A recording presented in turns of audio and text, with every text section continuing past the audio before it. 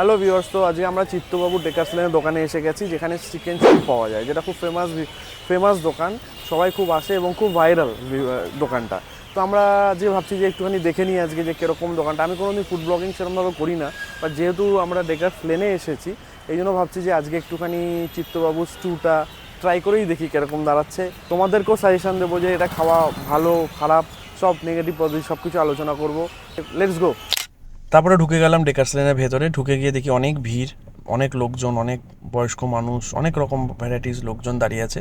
তো গিয়ে দেখলাম চিত্তবাবুর দোকানটা আমরা পেয়ে গেলাম আলটিমেটলি। ওখানে গিয়ে দেখলাম চপ, ফিশ চপ অনেক কিছু পাওয়া যাচ্ছে এবং আমরা যেটা নিতে চাইছিলাম যে চিকেন স্যুপ, সেটা দুটো আমরা নিয়ে নিলাম। আমার সাথে আরেকজন ছিল এবং তার মধ্যে কিছু মশলা ছিটিয়ে দিল এবং দুজনকে দুটো পাউরুটি দিয়ে এই স্যুপ দুটো আমরা পেয়ে গেলাম।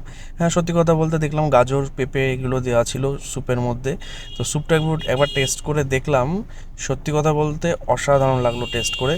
এবং চিকেনের পিসটা দেখো এরকম মোটামুটি, আর মোটামুটি ভালোই খেতে।